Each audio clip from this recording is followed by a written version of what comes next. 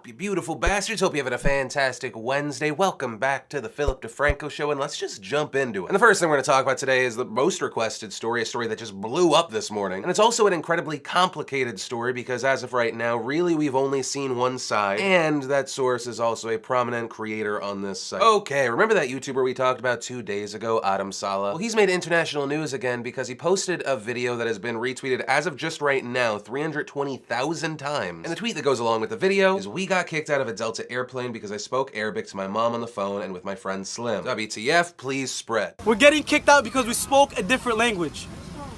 This is 2016.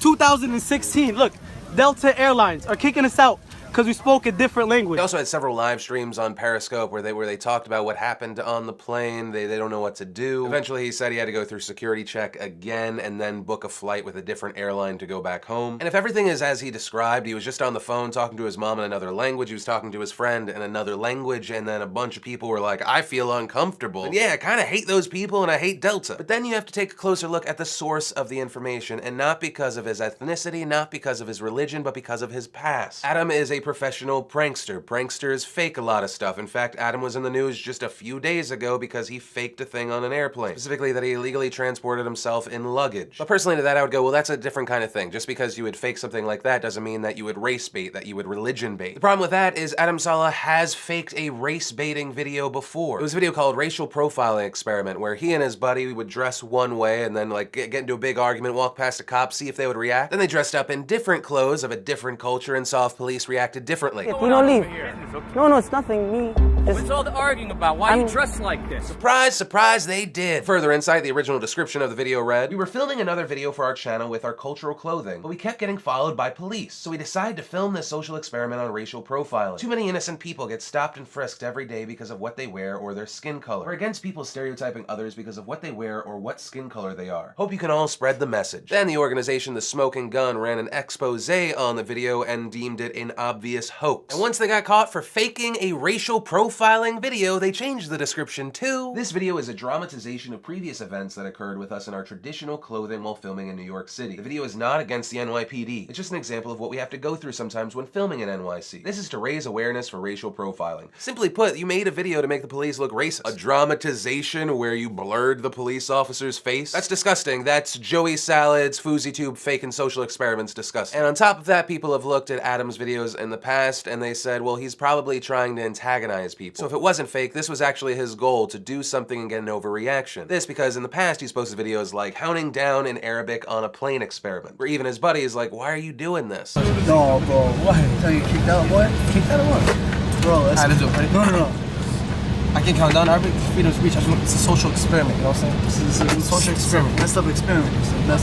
But even with all of that said, trying to have an open mind, it makes me wonder, do we have a boy that cries wolf situation? Did he lie and fake in the past? Yes. Did he antagonize with maybe hopes to get a reaction? Yes. But do we live in a world where he could have been discriminated against? Yes. And that's why I want more information from the other side around these events. As of right now, all we have is one person that says they were in seat 26E, who said don't know details, but crew says it was something very specific he and his friends did and said, not just Arabic. Freaked people out. Also, CNN's reporting that passengers are disputing whether Saleh actually called his mom or not, since that's what he said he was doing. And that's notable because a source on the plane also said that he was speaking very loudly in Arabic, he was gesturing a lot, and then when he stopped, his friend told him to do it again, and then he did it again even louder. Because people pointed out, that sounds like he was making one of those social experiment things where he was trying to get people to overreact, antagonizing people. And the only other thing as of filming is Delta has issued a statement. 2 customers were removed from this flight and later rebooked after a disturbance in the cabin resulted in more. We're conducting a full review to understand what transpired. We are taking allegations of discrimination very seriously. Our culture requires treating others with respect. And the thing is, once again, I know that I am going to get hate on this for not immediately jumping to one side. But with a source of information with the past that he has, you have to just take a beat. And it puts me in this weird place where I almost end up hoping that Adam was discriminated against and that he is telling exactly what happened. Because if that's the case, boom, you get to show something and